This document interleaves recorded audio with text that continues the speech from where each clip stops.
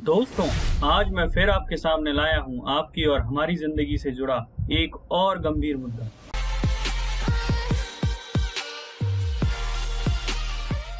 हमारा जीवन चलता है कुछ मुख्य स्तंभों से, जिनमें से एक है विद्या, एक है पैसा और एक है हुनर।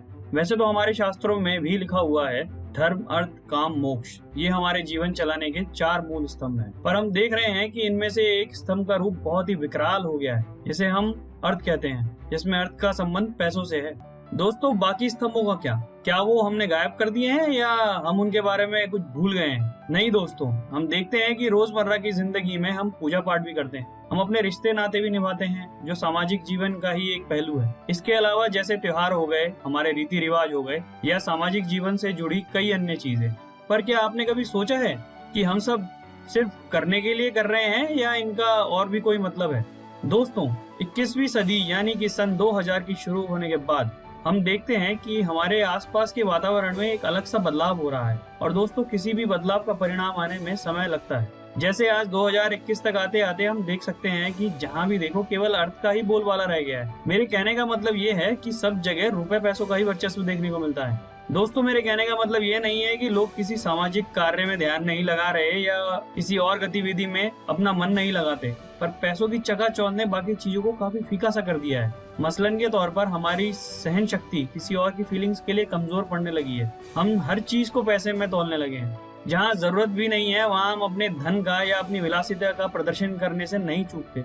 इससे हमारे संबंधों पर असर तो पड़ ही रहा है, साथ ही हमारे दिमागी स्तर पर भी भयंकर बदलाव हुआ है। और ये बदलाव बेहद ही नकारात्मक है। जैसे मान लीजिए, नॉर्मल तौर पर 20-25 साल पहले तक हम एक उम्र के बाद पैसा कमाने की सोचते थे और वो पैसा कमाना हमारी दिनचर्या का एक हिस्सा होता था। परंतु आज हम देखते हैं कि हमारे दिमाग का एक कोना नहीं बल्कि सारा हिस्सा पैसा बनाने की कोशिश में दौड़ रहा है। जैसे कि पहले हम तस्वीर याद के लिए खींचते थे, पर अब हम तस्वीरें भी खींचते हैं तो प्रमोशन के लिए, जिससे कि हम पैसा बना सके या औरों को दिखा सके। इसमें कुछ गलत तो नहीं है, पर हम हर पहलू को पैसों से घेर रहे हैं। ये काम अगर हम बैलेंस वे में करें तो इसका हमें इतना असर नहीं होगा, पर हम दूसरों को देखकर अपना होश गंवा बैठते हैं और अपना सारा ध्यान एक ही बिंदु पर केंद्रित कर देते हैं। इसका परिणाम होता ये है कि या तो हम बहुत ही धनवान बन जाते हैं या हमारे हाथ कुछ नहीं लगता। और दोनों ही स्थितियों में जो भी हमारे पास पहले से होता है हम उसे गंवा बैठते हैं। जैसे कि हमारे जो संबंध हैं, हमारे आसपास की प्रकृति और सबसे बड़ा जो हमारा धन है, हमारा स्वास्थ्य, वो बिल्कुल ही खत्म हो जाता है। दुनिया के सबसे शक्तिशाली मुल्क अमेरिका में लोग बहुत पैसे वाले हैं, पर हर साल उनमें से कितने ही न जाने आत्महत्या करके मौत को गले लगा लेते हैं, कितने ही नशे के आदी होकर मौत के करीब पहुंच जाते हैं और कितने ही पैसे की धुन में जिंदगी को जीना ही भूल जाते हैं। दोस्तों, लेकिन मैं ये बात आपसे कर रहा हूँ तो क्यों कर रहा हूँ? इन सब के पीछे का मूल कारण ये है कि हम जो विद्या ग्रहण करते हैं उसका संबंध हमने सीधा अर्थ से जोड़ दिया है। मतलब पढ़ाई करो पैसा कमाओ, पढ़ाई करो पैसा कमाओ, जिसमें कि हमारा साइंटिफिक टेम्परामेंट, जिसे वैज्ञानिक मनोदशा भी कहते हैं, वो धीरे धीरे हल्का पड़ जाता है या खत्म भी हो जाता है। और जिसका परिणाम हमें देखने को मिलता है पारिवारिक अराजकता, सामाजिक अराजकता और मानसिक अराजकता आदि के रूप में। दोस्तों, जैसा कि हम देखते हैं, पिछले 2 दशकों में हमारे देश ने भारी टेक्निकल ग्रेजुएट्स का उत्पाद किया, जिसमें से कई रिपोर्ट्स ये कहती हैं कि जो तकनीकी क्षेत्र में ग्रेजुएट निकले उनमें से 80% से ज्यादा रोजगार के योग्य ही नहीं थे। तो इससे ये बात पता लगती है कि हमने पैसा कमाने के लिए जो एजुकेशन सिस्टम डेवलप किया वो कहीं ना कहीं फेल हो गया। और उसका नतीजा ये हुआ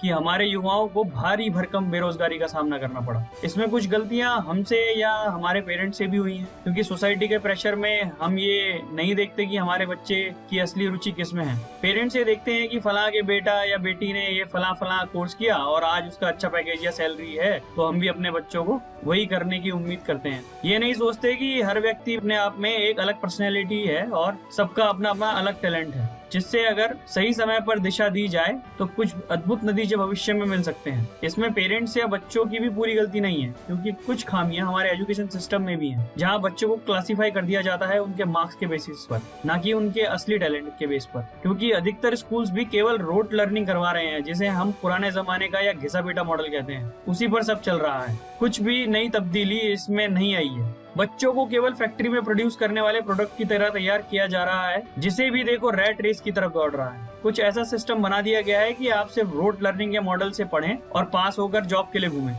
जिसकी वजह से नई पीढ़ी पर एक नया प्रेशर बिल्ट होता जाता है, क्योंकि जो ओरिजिनल क्रिएटिविटी थी वो तो हमारे ट्रेडिशनल एजुकेशन सिस्टम और सोसाइटी के प्रेशर ने कहीं ना कहीं खत्म कर दी और आजीविका के लिए नौकरी के अलावा कोई ऑप्शन बचता नहीं है। तो दोस्तों, अब आप कहेंगे कि क्या हमें पढ़ाई नहीं करनी चाहिए? बिल्कुल करनी चाहिए, पर उसका काम केवल इनकम जनरेशन ना हो। उसका इनकम के साथ साथ साइंटिफिक टेम्परामेंट डेवलप करना और हुनर के साथ ओवरऑल पर्सनैलिटी का डेवलपमेंट करना हो, जिससे कि व्यक्ति खुद के साथ साथ अपने आसपास के वातावरण की भी उन्नति कर दे। जैसे कि एशियाई मुल्कों में जापान और सिंगापुर ऐसे देश हैं जिन्होंने अपने नागरिकों का इसी तरह से विकास पर ध्यान दिया है। तो दोस्तों, जैसा कि हमने इस वीडियो की शुरुआत में बात की धर्म अर्थ काम मोक्ष की, जिसमें सिर्फ एक शब्द नहीं है बल्कि 4 शब्द हैं। सिर्फ धर्म धर्म या काम काम या सिर्फ अर्थ अर्थ या केवल मोक्ष नहीं है, इसमें चारों ही शब्द मिलकर हमारे जीवन को अर्थ देते हैं। ऐसे ही हम भी जीवन में धन के साथ साथ और भी पहलुओं को मिलाकर महत्व दे सकते हैं, जैसा कि हम काम भी करें, एंजॉय भी करें और सामाजिक जीवन भी सही ढंग से बिताएं, प्रकृति से भी जुड़े रहें और वो सभी कार्य करें जिससे जीवन संपूर्ण हो सके,